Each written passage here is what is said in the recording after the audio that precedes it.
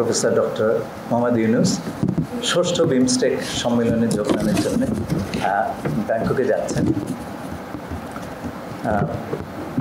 সম্মেলনে অংশগ্রহণ ছাড়াও তিনি বেশ অন্যান্য কয়েকটি অনুষ্ঠানে অংশগ্রহণ করবেন, যার মধ্যে রয়েছে বিমস্টেক ইয়াং জেনারেশনস ফোরাম, যে অনুষ্ঠানে উনি কিনোট স্পিকার হিসাবে আমন্ত্রিত হয়েছেন।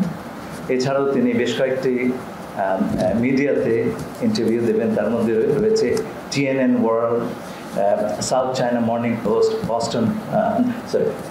Bangkok post, Thairath newspaper ইত্যাদি খ্যাতনামা মিডিয়া এবং সংবাদপত্র। এইবারের বিমস্টেক সম্মেলনের কয়েকটা বিশেষ গুরুত্ব রয়েছে। প্রথমত,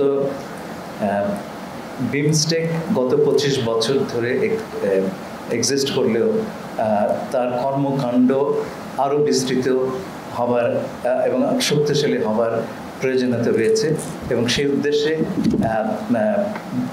বিমস্টেক ব্যাংকক ভিশন 2030 এই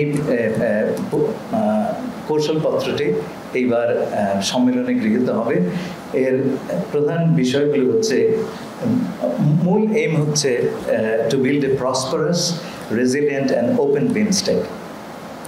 আর তার প্রায়োরিটি এরিয়াস হচ্ছে অর্থনৈতিক প্রবৃদ্ধি এবং আপনার দারিদ্র নিরসন, crisis prevention, environmental sustainability, inclusive regional cooperation through strengthened connectivity, trade, disaster response এবং climate actions. এছাড়াও রয়েছে পিপল টু পিপল কোঅপারেশন। বিমস্টেকের দিক নির্দেশনার জন্য একটা এমিনেন্ট পার্সনস গ্রুপ তৈরি করা হয়েছিল।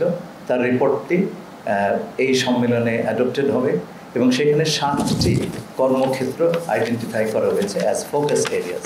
তার মধ্যে রয়েছে,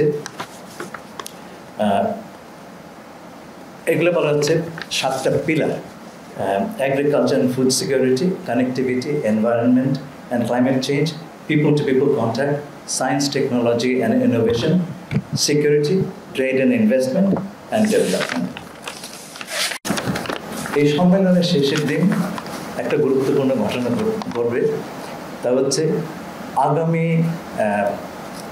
চেয়ারম্যানশিপ অফ বিমস্টেক থাইল্যান্ডের প্রধানমন্ত্রীর হাত থেকে অর্পিত হবে আমাদের মাননীয় প্রধান উপদেষ্টার হাতে, এবং বিমস্টেকের পরিচালনার একটা প্রধান ভূমিকা এই সময় থেকে বাংলাদেশ পালন করে আসবে। এই সম্মেলনকালে মাননীয় প্রধান উপদেষ্টা বিমস্টেকের বিভিন্ন রাষ্ট্রের সরকারের প্রধানদের সঙ্গে আলোচনায় দ্বিপাক্ষিক বৈঠক করবেন। এছাড়াও উনি 2টি অ্যাগ্রিমেন্ট এবং MOU সাইনিংয়ের সময় উপস্থিত থাকবেন। পরশুদিন অর্থাৎ 4 এপ্রিল উনি ঢাকার উদ্দেশ্যে রওনা দেবেন। আপনাদের কোনো প্রশ্ন থাকলে আমি আনন্দ চিত্তে তার উত্তর দেব।